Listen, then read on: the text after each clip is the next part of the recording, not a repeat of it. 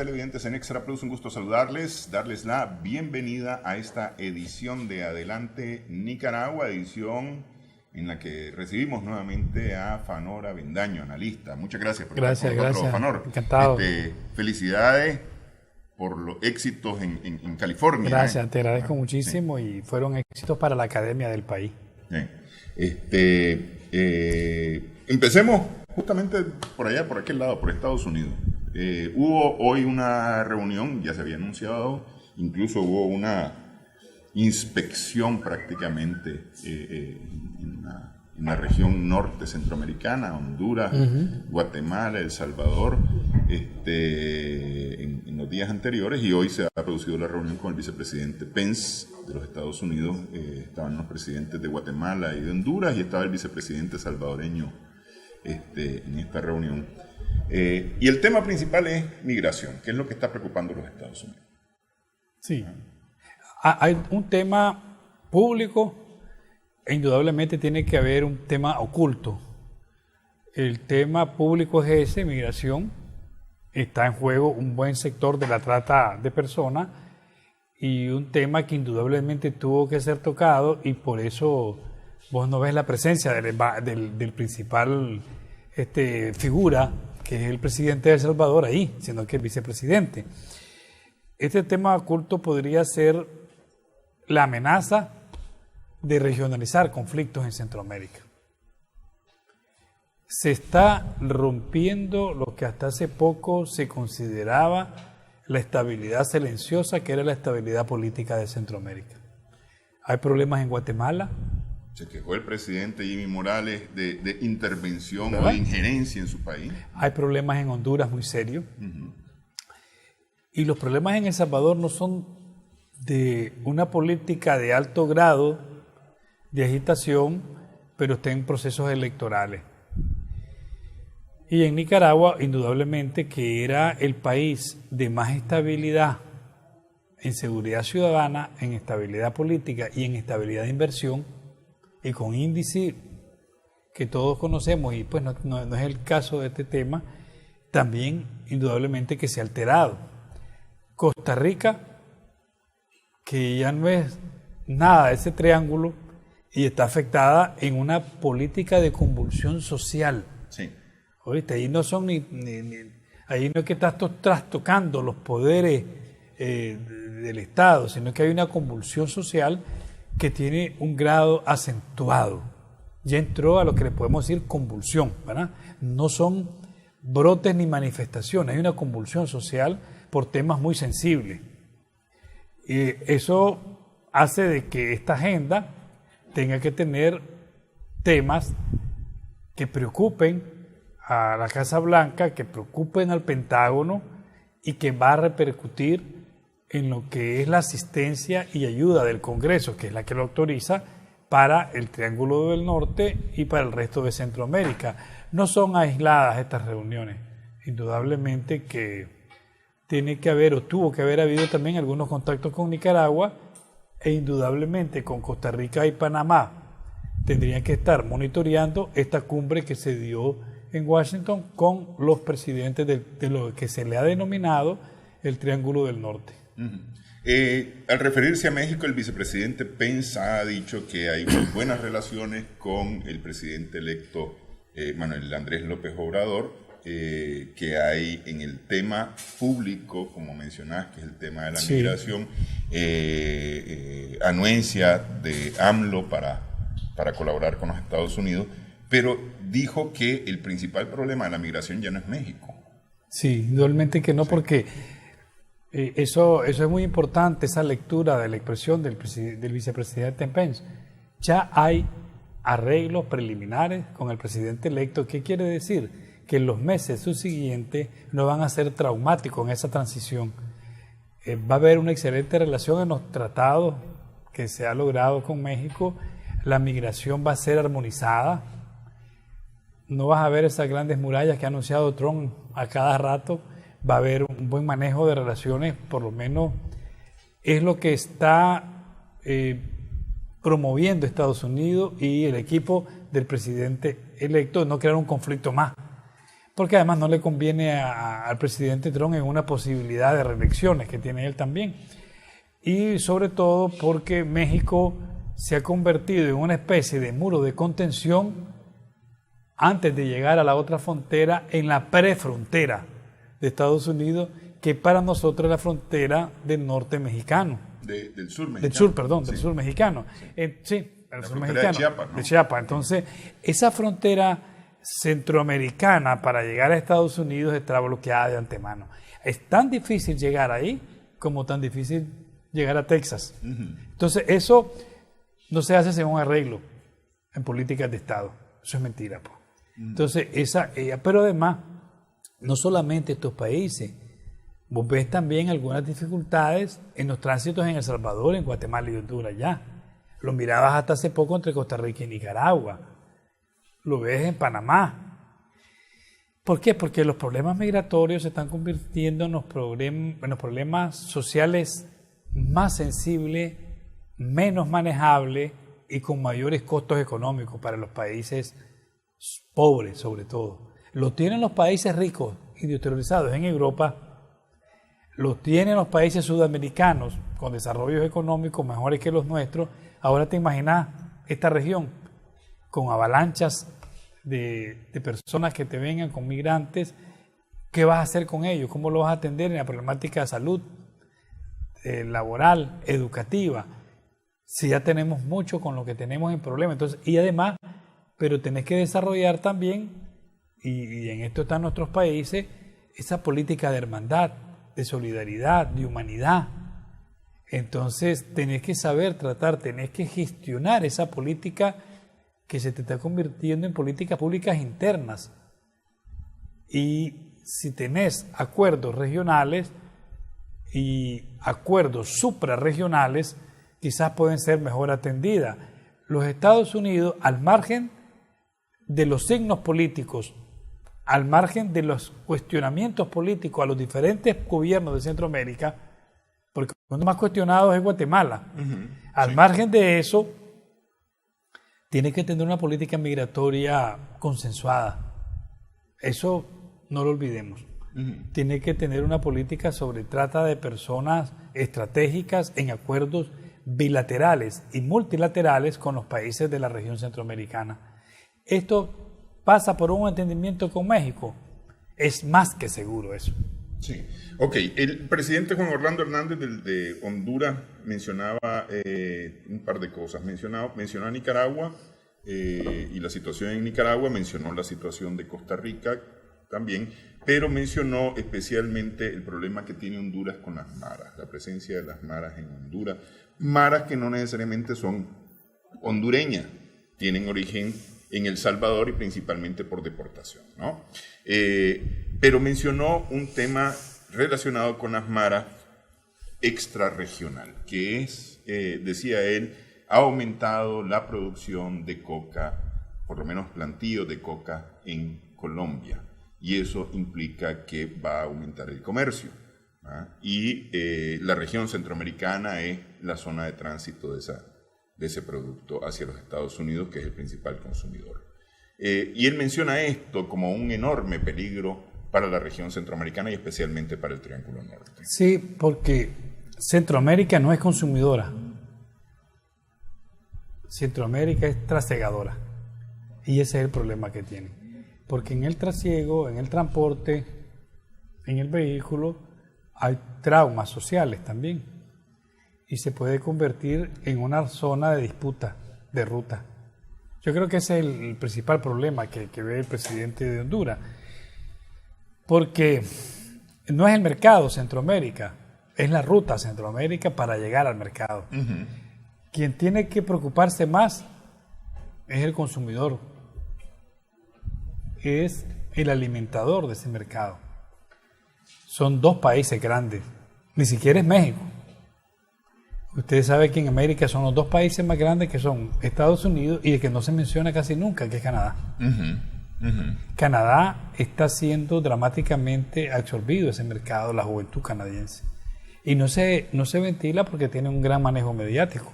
Por un lado, y por el otro lado, pues, claro, es decir, sí. la forma de llegar es a través de Estados Unidos, ¿no? Y entonces ahí Estados Unidos no va a reconocer que ellos son puente Sí, para la... verdad, Sí. exacto. Entonces, es un problema serio, problema muy serio que los Estados Unidos, afortunadamente, pues lo está tratando con una seriedad de no contaminarlo con los sistemas políticos.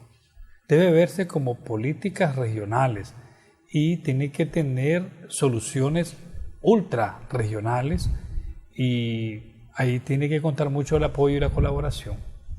Si no hay colaboración de los Estados Unidos, no hay bloqueo, pero además de eso, de educación. Y otra cosa es también de ir creando las condiciones en América que no están dadas todavía. En América como continente, la política, por ejemplo, que tomó Uruguay, algunas cosas que está tomando Brasil y otras cosas que está tomando Argentina y algunos estados de los Estados Unidos. En algunas cosas hay que legalizar y hay que ir administrando esa realidad y hay que ir trabajando en políticas públicas locales en base a esas nuevas realidades que vamos a llegar, pues, quiera si no en su momento dado vamos a llegar a ellas. Ok, pero de momento tenemos un serio problema que es el enfrentamiento de dos tipos de cárteles, el cártel productor o los cárteles productores y los cárteles distribuidores, en el sur de Centroamérica y en el norte de Centroamérica, Sí. respectivamente. ¿Verdad? Y eso plantea un serio problema para Centroamérica, que me parece que eso es lo que está viendo también Estados Unidos. La desestabilización de la región a partir del pleito entre estos dos cárteles. Costa Rica está ocupada por cárteles colombianos prácticamente. Sí.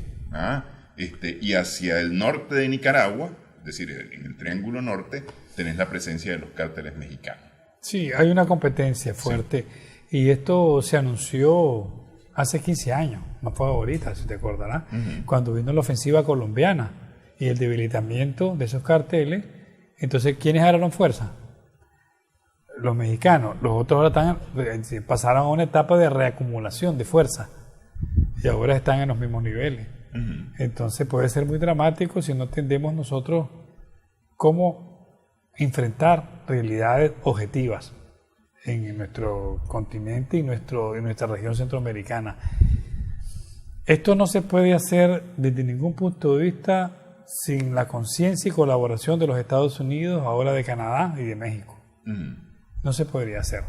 Y a nivel también hay que tomar en cuenta las políticas que tenga que tomar Colombia, Ecuador y algo que tampoco se menciona muy frecuentemente, pero Brasil y Bolivia también, ¿verdad? Que ha dado pasos significativos y que no puede tomarse alguna medida en este tipo de América Latina si no tomas en cuenta el Estado boliviano. Ok, pero el enfrentamiento de estos cárteles ya no solamente es, decir, ciertamente es por territorio, ¿no? Sí. Pero ahora se han metido también en el plano político, que eso tiene serias consecuencias. Si querés hacemos una pausa y hablamos de eso al regresar aquí en Adelante Nicaragua. Conversamos con Fanor Avendaño.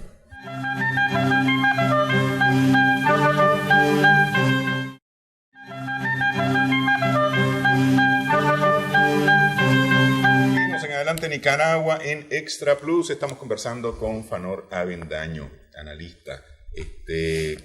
A propósito de esta reunión que ha habido esta mañana entre Estados Unidos y el llamado Triángulo Norte, Honduras, Guatemala, El Salvador, decíamos antes de la pausa que un serio problema que tiene en este momento la región centroamericana es justamente la presencia de los carteles mexicanos y colombianos, unos dedicados a la comercialización y los otros dedicados a la producción de droga, que llega a los Estados Unidos principalmente, ¿no? Yo te decía que uno de los problemas que tienen estos carteles es que, o más bien uno de los problemas que tenemos nosotros con estos carteles, nosotros los centroamericanos con estos carteles, es que los carteles están metidos ya en asuntos políticos en la región. Es decir, ya amenazan, ya ponen y quitan funcionarios de alguna manera a partir del temor que crean. Y eso se convierte en un serio problema para la región, me parece. Podría ser una amenaza en el momento de poder evidenciar eso, por lo menos los primeros pasos. Concretamente en Nicaragua yo no lo veo. Sí. Sí, en Nicaragua, por eso cuando yo te mencionaba, en algunos los países, cárteles colombianos llegan hasta Costa Rica, sí, y los mexicanos parten de la frontera norte nicaragüense. Entonces, lo que te quiero decir es que eso hay que evitarlo, pero también hay que saber manejar este tipo de situaciones. El mundo tiene que leer la historia para complementarla con las prácticas de las nuevas realidades y prevenir situaciones difíciles. ¿Qué se pueden hacer en algunos países y en el caso de los países que no están afectados? Políticas preventivas. No necesariamente tienen que ser políticas represivas, sino políticas integrales, preventivas. Centroamérica como SICA, como sistema, tiene un gran documento y una gran propuesta que hay que seguirla abrazando, que es la política de seguridad democrática. Al margen de los conflictos que haya, hay que seguir amarrándose en lo que es la carta, el fundamento, la estrategia de seguridad democrática. Aquí juegan un rol los ejércitos, las fuerzas de seguridad, las fuerzas de orden público, las fuerzas económicas, pero también hay que entender que estos grupos que se dedican a ese comercio ilícito, obviamente, ¿verdad?, pero que son una realidad, también tenemos que ver cómo está ese componente de apoyo y de base social que puedan tener, como lo viste que se desarrolló en Colombia en su momento, en Perú,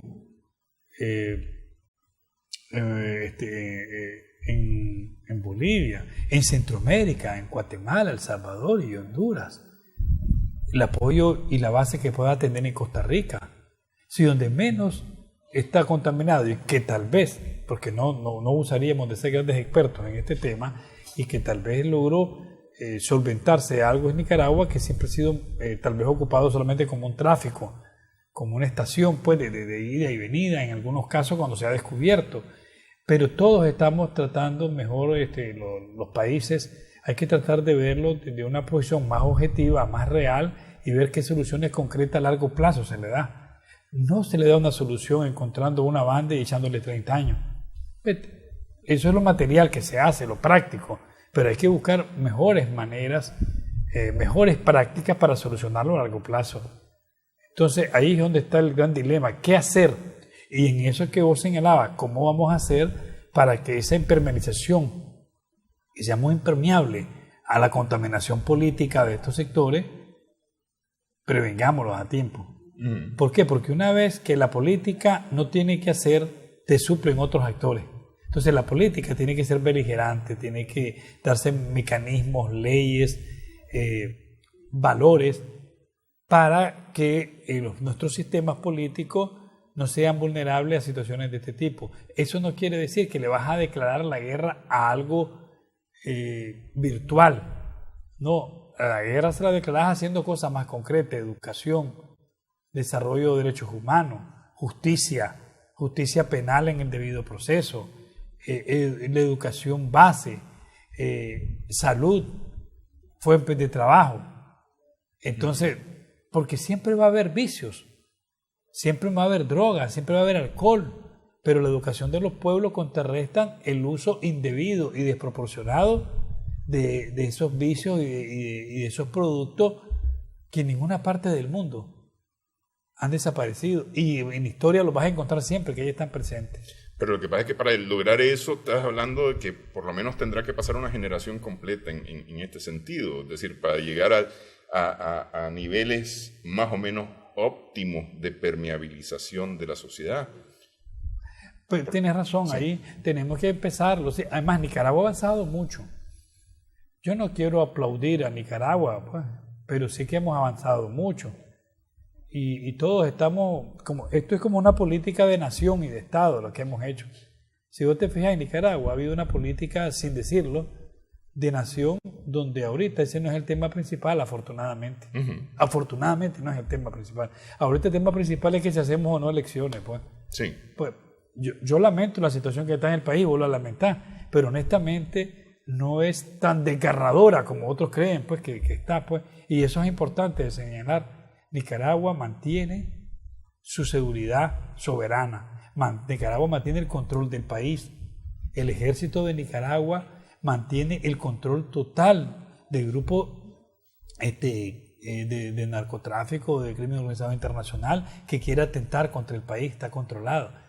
Eso debería alentarnos y decir, sí, eso es verdad, pues no estoy diciendo que nos alejemos de otros problemas muy puntuales, los sociopolíticos, para nada, pero lo que es la territorialidad, la seguridad nacional del país, hasta hoy día está bien garantizada. Sí, no es un tema de discusión en este momento. Sí, y ni siquiera de la oposición, si vos te fijas, pues, y eso es muy importante. Para mí no deja, en esta situación algo dramática del país, no se deje de dejar de recalcar que eso es alentador, pues, en alguna medida, que estamos con una seguridad del país y que estos grupos no están ocupándonos para venirse a matar entre ellos, ni están aniquilando el gran sector de nicaragüenses, ni es un atentado que lo tenemos ahí. Si nos descuidamos, puede ser. Y si no tomamos una política de país, de Estado y de nación en conjunto todo, cuidado. Sí. Por eso es que siempre podemos tener diferencia entre nosotros, pero cuidemos el país y el Estado. Cuidemos el país como tal y el Estado, porque ahí nos afectaríamos todos y todas. Mencionabas Colombia, Bolivia, el caso mismo de México, y Estados Unidos ha dedicado cualquier cantidad de plata, miles de millones de dólares, por ejemplo el Plan Colombia, pues, que era supuestamente para eliminar los plantíos y demás. ¿Urgen esos recursos o son necesarios esos recursos para el Triángulo Norte, especialmente pensando en esta reunión que ha habido este jueves? El Triángulo Norte para poder combatir las amenazas delincuenciales que tiene en este momento, que incluyen el tráfico de droga. Pero Estados Unidos está un tanto... está restringiendo bastante ese tipo de colaboración, está pidiendo más bien esfuerzo propio de los países y no está dispuesto a un nuevo Plan Colombia, por ejemplo. Puede ser, pero al fin y al cabo va a terminar cediendo, no tiene otra salida. Su puerta es disminuir, ya su puerta no es eliminar ni exterminar. El problema es bien complejo en Estados Unidos. El problema no es que, como te digo, estos países centroamericanos se trasiega, es una ruta, pero en Centroamérica no se consume ni el 5% de eso. No llega al 5%. En Nicaragua eso no se consume. Aquí, pues, hacen alarde, y a veces es legítimo, ¿verdad? Porque alguien lo encontraron con una bolsa de marihuana, pues ya lo condenan, pues. Que debería de verse la legislación, inclusive de eso. Yo lo digo desde el marco de las políticas públicas, ¿verdad? No es tan dramático como se presenta. En Estados Unidos sí es un drama. En Estados Unidos la juventud está amenazada con mucha droga, no solamente con eso, con muchísimas. Sí. En Estados Unidos vos agarras una película de Hollywood y es cultura, ya si tenés que fumar una droga o hacerte droga. Sí. Y eso lo ven nuestras familias y nuestras comunidades. Sí. ¿Quién para la industria de Hollywood promoviendo la droga, la prostitución, la drogadicción, la violencia intrafamiliar? Sí, no, la producción televisiva, incluso había una serie que rescataba y ponía como héroe a un productor de drogas. ¿Verdad? Pues, entonces, si vos te fijas, yo lamento cuando veo y esa industria es una de las industrias más pesadas de los Estados Unidos, la industria fílmica. Ahí debería estar la educación norteamericana. Y ahí no puede tal vez el presidente o el Congreso meterse, porque esa es una industria en algunas medidas intocable, porque tenés enmiendas de libertad de expresión o de libertinaje de expresión que el día que un presidente toque eso se va al día siguiente. Es 1000 veces mejor lo que hizo Bill Clinton que hacer eso, pues, para irse. Sí. ¿Verdad? Sí. Entonces, para ellos. Pero para nuestros países, pues, ese rebote es difícil. Porque eso se está jugando con la cultura de un país. En Estados Unidos es uno de los principales países del mundo consumidores de droga. Canadá va también por ahí. Rusia va por ahí. No sabemos cómo está China por el secretismo.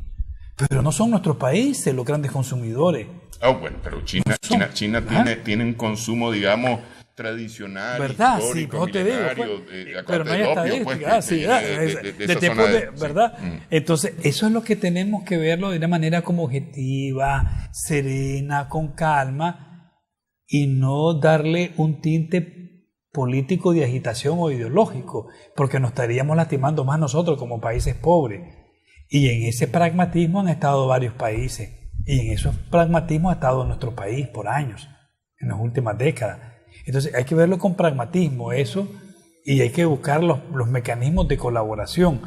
Es una gran oportunidad que México empiece a tener una política seria en este sentido, o más seria, para no descalificar al Estado mexicano. Es de gran necesidad que Brasil lo tenga, y de gran necesidad que nuestros países de Centroamérica se unan todos, el Triángulo del Norte, el Centro y el Triángulo del Sur, porque a todos nos va a agarrar. Pero además, políticas represivas alimentan acciones contrarrepresivas. Hay que buscar políticas persuasivas, políticas culturales y políticas educativas. Esa debe ser las nuevas señales que mandemos.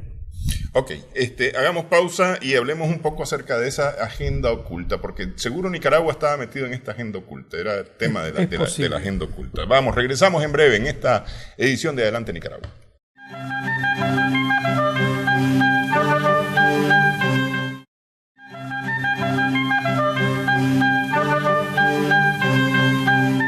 Seguimos en Adelante Nicaragua en Extra Plus. ¿Cómo queda Nicaragua en esta reunión que han tenido, la cumbre del Triángulo Norte con Estados Unidos? Ni Nicaragua, ni Panamá, ni Costa Rica pueden ser excluidos de algún acuerdo que haga con el Triángulo del Norte ya. Ya no se puede.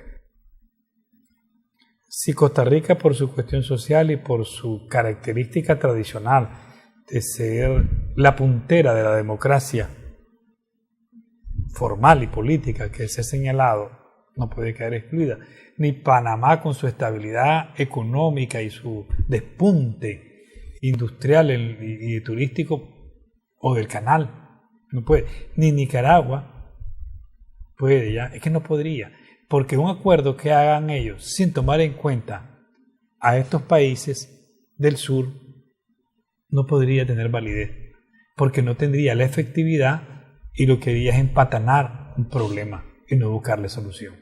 Así de simple y sencillo. Yo te hablaba de ese punto de agenda oculta. Es la agenda que todavía no ha sido consensuada regionalmente por la crisis de los países y porque Panamá, que es el que quiere ser el intocable, porque tiene sobrada razón en este sentido. Fíjate que hoy por hoy Panamá está avanzando más que todos los países centroamericanos juntos en lo que es materia financiera y estabilidad para el turismo, que es la industria más fuerte y repuntante en el mundo actual en esta zona. Entonces, pero no puede ser ajena a la realidad. No puede ser ajena a la realidad Panamá. ¿Por qué? Porque le va a afectar profundamente. A Panamá le afecta la problemática costarricense y nicaragüense. Sí. A Nicaragua le afecta la problemática guatemalteca. A Nicaragua le afecta la problemática social costarricense. Quiera sí o no.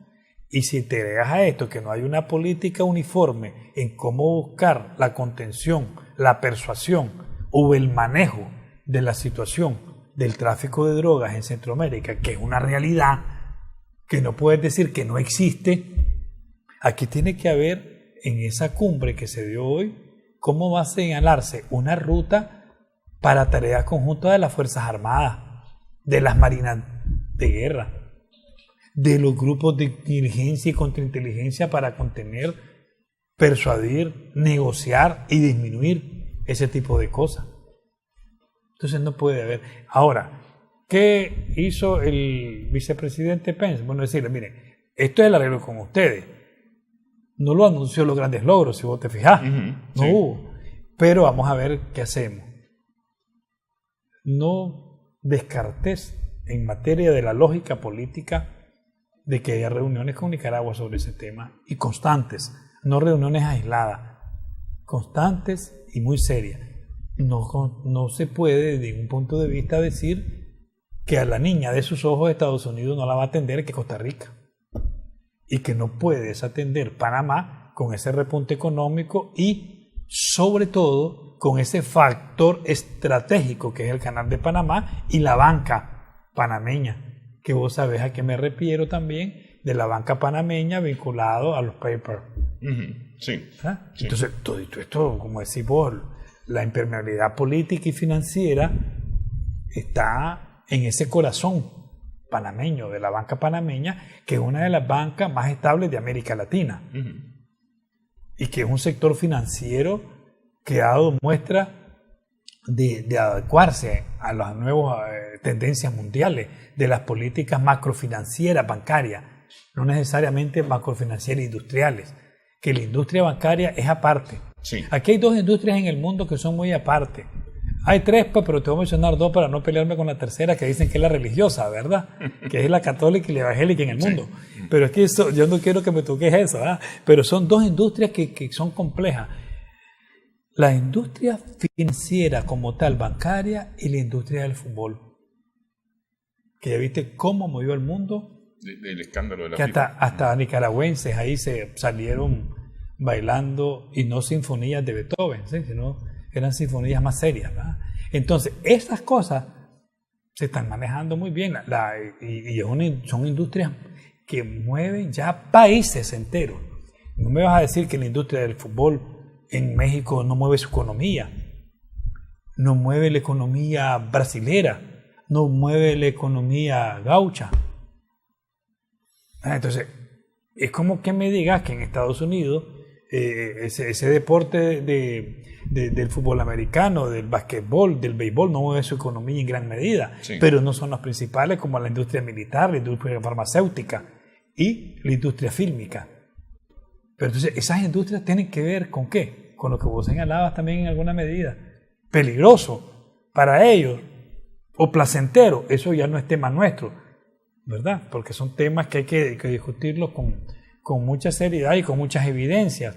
Pero nosotros sí tenemos que ver eso, que Panamá, Costa Rica y Nicaragua, en resumen, esa agenda oculta de una u otra manera se discutió allí y obviamente que va a dar resultados, no inmediatos, pero que Estados Unidos no los va a poder evadir, pues ni Canadá. Okay. México, Estados Unidos y Canadá tienen que hacer una política regional, subcontinental, para compartirla con ese istmo centroamericano, y Panamá va a ser muy determinante en eso. Ok, pero me refiero principalmente, mira, a ver, el Fondo Monetario Internacional esta semana anunció sus estimaciones de crecimiento para la región y decía que Nicaragua va a tener un decrecimiento estimado del 4% en el 2018, sí. Un 1% en el 2019 debido a esta crisis. Eso de una u otra forma ha jalado también a Honduras y a Costa Rica, sí. De una u otra forma. Y el tema económico es un tema fundamental para el tema de la migración, que era el centro de esta reunión, ¿no? Porque evidentemente la principal, si bien en los 80 la migración principalmente estaba dada por los conflictos militares en la región, esta vez están dados por los problemas económicos. Es decir, el desempleo principalmente y luego la violencia, ¿no? Hablando del caso de El Salvador y de Honduras. En el caso de Nicaragua, esta crisis también ha generado migración. Sí, pero un elemento que yo te agregaría, porque lo que vos estás diciendo son objetivos, y yo te agregaría uno más solo: la situación sociocultural de la lucha contra la corrupción. Eso en Guatemala es uno de los más importantes, si vos te fijas. Y es la principal queja que tiene el presidente, ¿verdad? Jimmy Ramírez. Entonces, Morales. Y lo que tenemos aquí en Nicaragua también, la convulsión sociopolítica, porque la hay, igual como la convulsión social que se está dando en Costa Rica, indudablemente que te crea. Mira, hay migración también en Costa Rica, no se crea. Muchos costarricenses están viajando a Estados Unidos. Hace poco yo me encontraba en California, como en una gira, y encontré un montón de costarricenses ya viajando para allá y queriéndose quedar en Costa Rica y en Estados Unidos. Entonces, eso no se da. Ese fenómeno jamás lo ibas a ver en esas grandes cantidades. Los costarricenses vivían en Estados Unidos por placer y algunos por mejores fuentes de trabajo, pero no por buscarse cómo ir por la situación social. Entonces, se podrá hablar de narcotráfico y contención, sino hablar de estabilización social y económica y manejos políticos. No puedes hablar. Aquí hay que entender algo muy importante. Aquí está para los politólogos y para los que estudian relaciones internacionales y diplomacia. Necesitamos sistemas equilibrados sociales. No puede haber sistema político de un grupo de grandes monopolios económicos financieros dominando a unas grandes cantidades de ciudadanos pobres. No hay que administrar pobreza, hay que administrar equidades. Y ahí cayó mucho Costa Rica en un error. Los grandes grupos financieros crecieron y los pobres abajo crecieron mucho más en número, pero en número también los grupos financieros disminuyeron y en poder crecieron. Entonces, no se puede administrar mucha pobreza porque son bombas de tiempo, explotan. No se puede crear condiciones como en Guatemala de combatir a media la corrupción. La corrupción o se combate de verdad o no se está combatiendo en nada.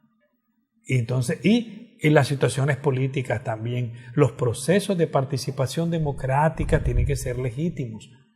Y eso en Nicaragua la lección tiene que aprenderla. Necesitamos entrar a procesos políticos democráticos. En Nicaragua el principal problema es el político. Si no te fijas, esa es la principal agenda. Y es una agenda superable.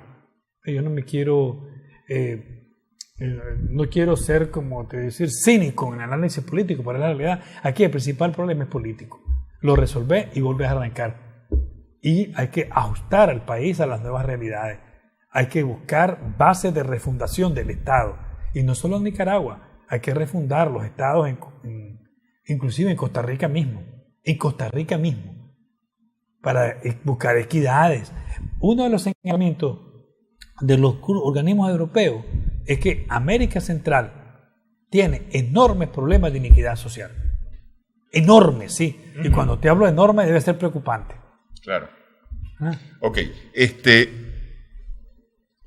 Hay temas que está en Nicaragua, hay temas de Nicaragua y hay temas que vienen de los Estados Unidos relacionados con esta crisis, que es la aprobación de las famosas leyes en el legislativo estadounidense,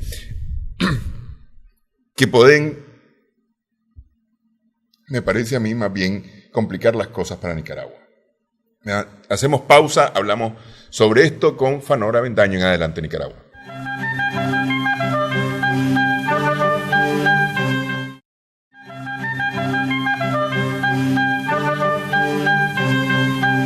En Adelante Nicaragua, en Extra Plus, conversamos con Fanora Avendaño. Estas acciones en Estados Unidos, me parece a mí que largo de propiciar un clima de lo que se está hablando públicamente hoy con los presidentes del Triángulo Norte, más bien va a complicar las cosas para el Triángulo Norte.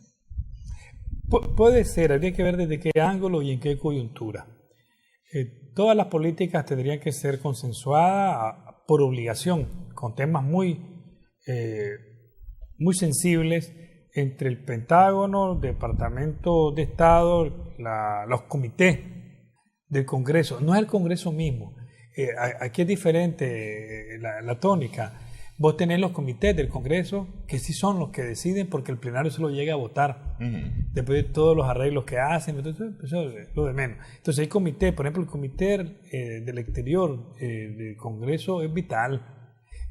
Las actividades del Senado también, porque es a la inversa, como en otros países, primero es el Senado, después el Congreso. Aquí el Senado tiene una gran influencia del vicepresidente en Estados Unidos, en este contexto. Por eso es que Pence está hablando, porque él tiene influencia en el Senado, pero no tiene influencia en el Congreso.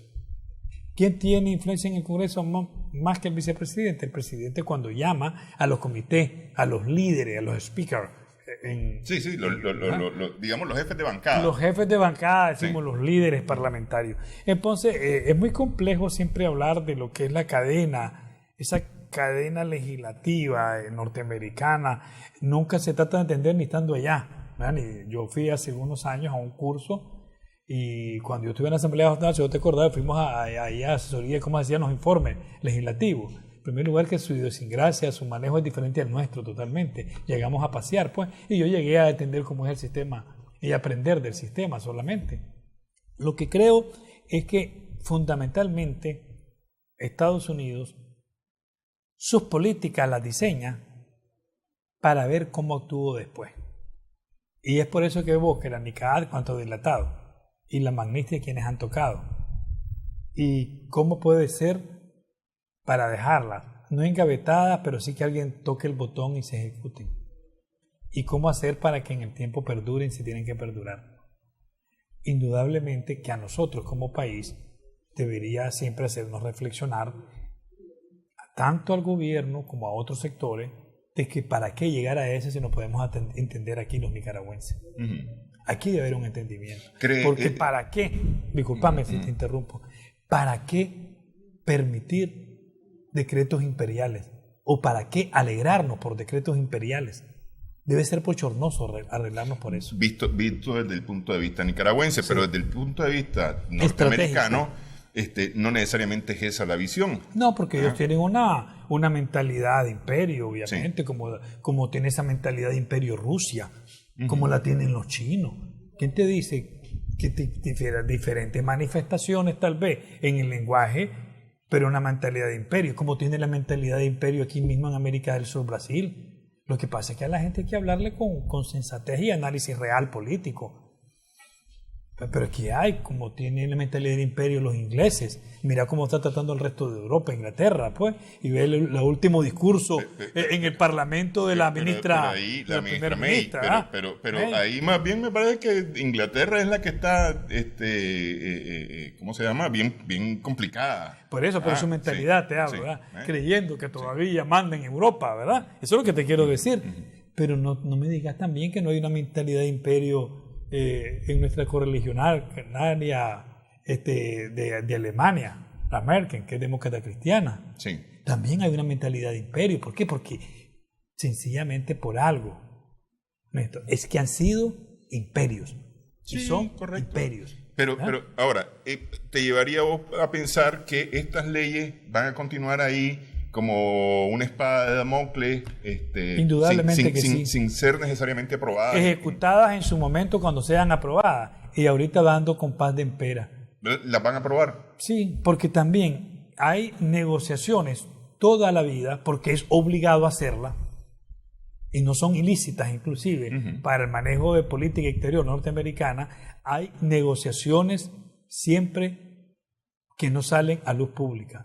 No es por casualidad el encuentro del líder republicano del Congreso con Maduro. Crocker. Crocker no es por casualidad eso. Y no es por casualidad que alguien de Centroamérica pudo fomentar, apoyar o que se dé ese encuentro. Hay una colaboración necesaria, política.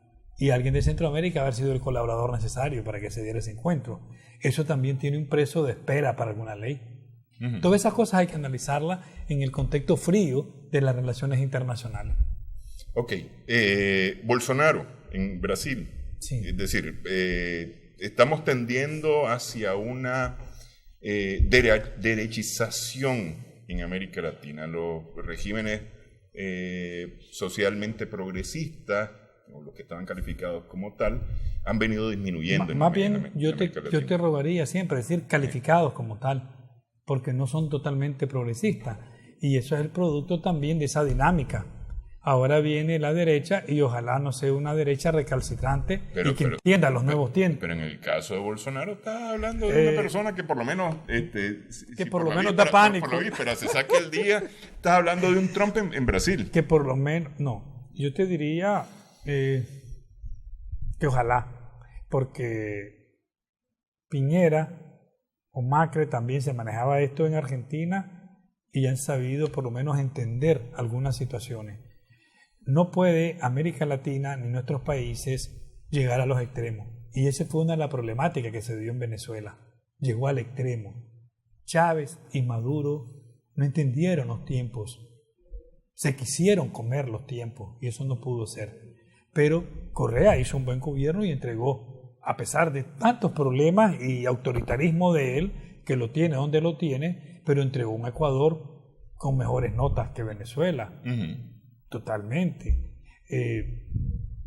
Ortega iba bien en Nicaragua, entregando notas sociales y notas económicas buenas, que en lo político los ajustes se le cayeron, pues una realidad, pues.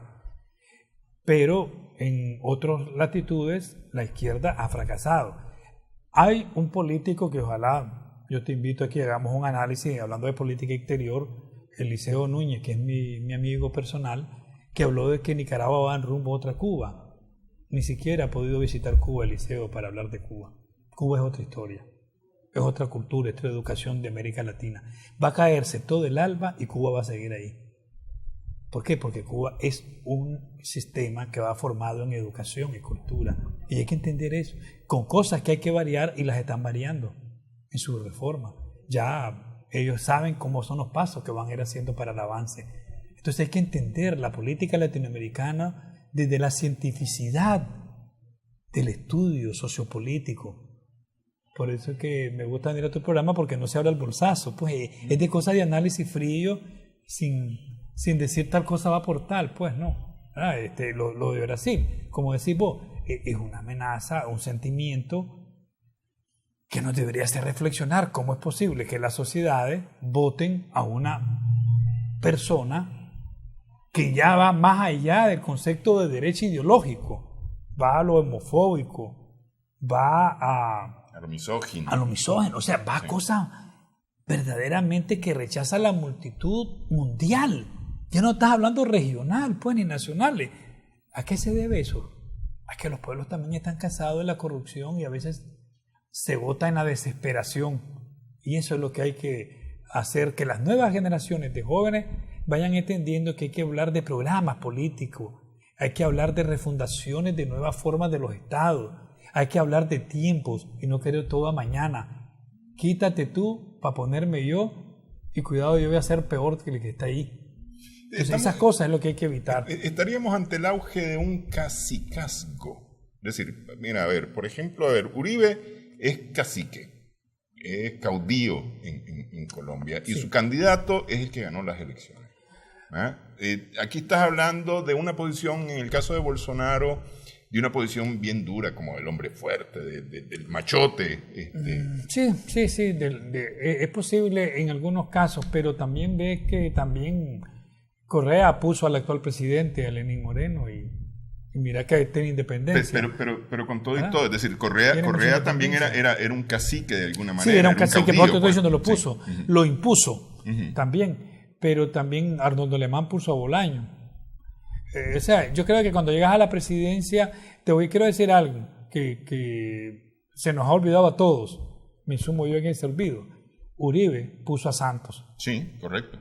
Y mira cómo se distanció de él. Entonces no creas que por quien te pone vas a seguirle el ABC del que dice el otro. Cada quien tiene su agenda, su liderazgo. Pero cuando te digo casi casgo o caudillismo, mencionaba el caso de Uribe y el caso del presidente de Duque, puesto por el expresidente Uribe.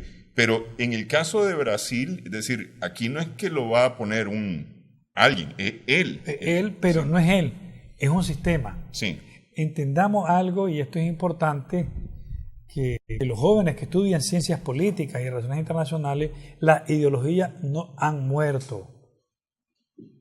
No han muerto. Se mantienen vivas. Y lo que hay que crear es el reforzamiento de la ideología progresista, porque la izquierda trasnochada ya está en un baúl de los recuerdos. Hay que buscar ideología progresista. No hay que enfrentarse de ser progresista, porque las ideologías obcecadas o no, como le quieran llamar, o crean que le dicen torpes de la derecha, no están muertos, es mentira. La derecha no es torpe, la derecha es bien inteligente. Y entonces hay que buscar grados de inteligencia para enfrentar esos esquemas de la derecha, porque no hay que descalificar a la derecha ni atropellarla, no, hay que reconocer que es inteligente. Entonces, los progresistas, para crear políticas de participación social, de equidad, de horizontalidad, de justicia, de dignidad humana, también hay que ver en qué cosas se converge con esa derecha y en qué cosas nos diferenciamos para que la equidad social en nuestros países y las riquezas sean bien distribuidas y para que la gente tenga una vida digna en nuestras sociedades. Entonces, primero que hay que tener que convivir con la derecha, primera cosa, y no decir que no se puede convivir con... Y segundo, que no hay que decir que las ideologías murieron, porque eso es lo que le encanta a la derecha, que diga que las ideologías murieron, porque ellos no han muerto, ellos son ideología. Ok, para finalizar, en el último minuto, y yo sé que es muy complicado, a partir de diciembre vamos a tener una realidad latinoamericana distinta, es decir, va a estar AMLO finalmente en la presidencia, muy probablemente Bolsonaro, según las estadísticas, vaya a ser el presidente electo brasileño. Colombia con una nueva realidad. Colombia, es decir, va a haber unos contrastes en América Latina bárbaros. Muy importante e interesante. Hoy más que nunca tenemos que analizarla con mucha frialdad y sobre todo ver qué cosas comunes podemos poner en la agenda para que se desarrolle un continente tan rico en recursos naturales y tan pobre en equidad y dignidad humana. Fíjate qué contraste más grande. Para mí somos el continente más rico y no porque yo te lo invente. En este continente, Latinoamérica, del subcontinente, tenemos la mayor reserva de petróleo en el mundo, por decirte algo. Tenemos los mejores mares. Los bosques. Tenemos los bosques. Tenemos la posibilidad de energía limpia y tenemos las minas de agua. En este caso, Nicaragua tiene las minas de agua. O sea, tenemos muchísima riqueza que compartir para hablar a las segundas generaciones que no nos frustremos ni salgamos corriendo, sino que enfrentemos estas realidades y construyamos estos mundos, pero sobre todo, ya quitando más de un minuto, construyámoslo con tolerancia. Y en este caso de Nicaragua, todos somos necesarios. La solución somos todos. Te agradezco estas últimas palabras, Fanor. Gracias a nuestras amigas, amigos televidentes también por su sintonía en esta edición de Adelante Nicaragua. Esperamos que el programa haya sido de provecho para ustedes.